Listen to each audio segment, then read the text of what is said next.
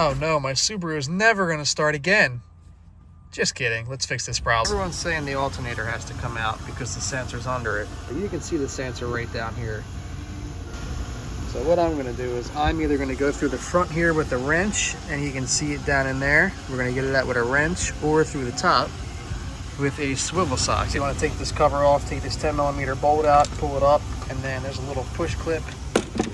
Just pushes into this rubber grommet. You're going to pull that out. Get in here.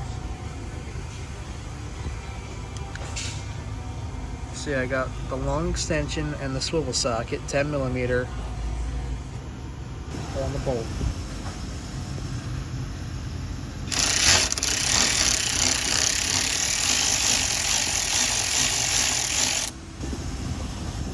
Now you get in there, grab your bolt. Don't lose the bolt. Put it right up here so I don't lose it.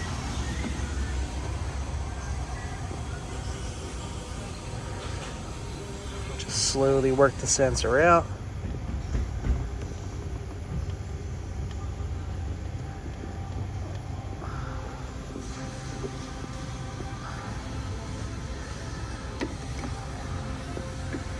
So we got the sensor out here.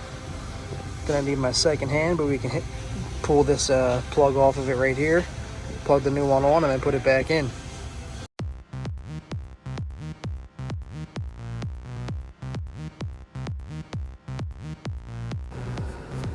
All right, so you got a little tab. You're gonna press that tab in and pull the sensor out.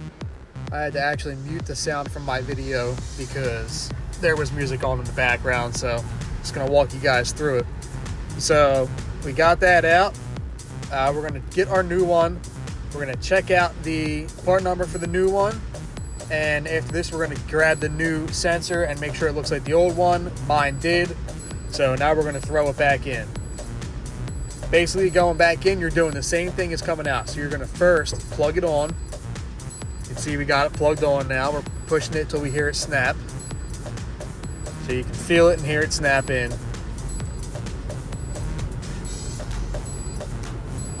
Now basically we're going to put it back in the way we got it out, slide it through the hole, and we are going to get our bolt started back in the bolt hole.